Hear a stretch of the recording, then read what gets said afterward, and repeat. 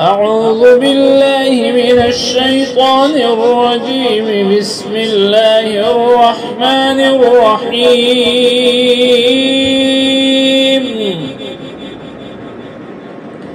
لقد رضي الله عن المؤمنين إذ يبايعونك تحت الشجرة فعلم ما في قلوبهم فأنزل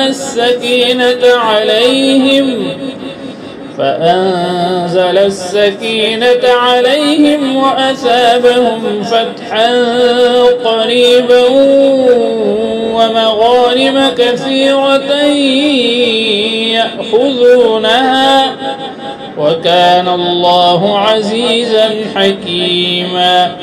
وعدكم الله مغانم كثيرة تأخذونها فعجل لكم هذه وكف أيدي الناس عنكم ولتكون آية للمؤمنين ويهديكم صراطا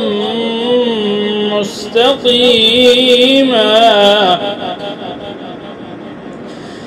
وأخرى لم تقدروا عليها قد أحاط الله بها وكان الله على كل شيء قديرا.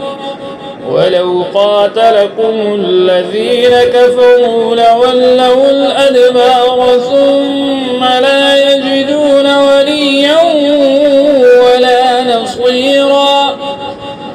سنة الله التي قد خلت من قبل ولن تجد لسنة الله تبديلا. وهو الذي كف أيديهم عنكم وأيديكم عنهم ببطن مكة من بعد أن أظفركم عليهم وكان الله بما تعملون بصيرا. هم الذين كفروا وصدوكم عن المسجد الحرام والهدي معكوفا أن يبلغ محله ولولا رجال مؤمنون ونساء مؤمنات لم تعلموهم أن تطؤوهم فتصيبكم منهم معرة بغير علم ليدخل الله في رحمته من يشاء. لو تزيلوا لعذبنا الذين كفروا منهم عذابا أليما.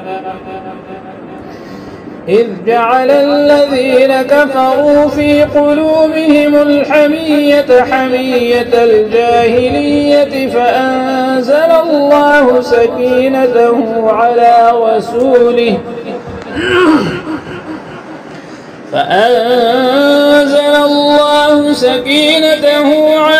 رسوله وعلى المؤمنين وألزمهم كلمة التقوى وكانوا أحق بها وأهلها وكان الله بكل شيء عليما.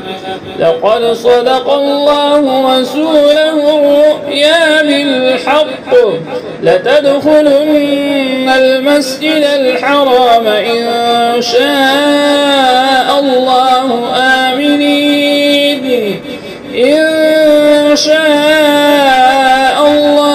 آمنين محلقين رؤوسكم ومقصرين لا تخافون فعلم ما لم تعلموا فجعل من دون ذلك فتحا قريبا. هو الذي أرسل رسوله بالهدى ودين الحق ليظهره على الدين كله وكفى بالله شهيدا. محمد رسول الله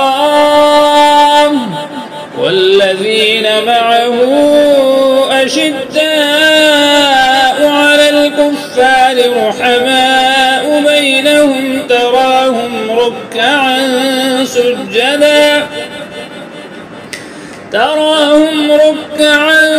سجدا يبتغون فضلا من الله ورضوانا سيماهم في وجوههم من أثر السجود ذلك مثلهم في التوراة ومثلهم في الإنجيل كزرع أخرج شطأه فآزره فاستغلظ فاستوى على سوقه يعجب الزراع ليغيظ بهم الكفار وعد الله الذين آمنوا وعملوا الصالحات منهم مغفرة وأجرا عظيما صدق الله العظيم.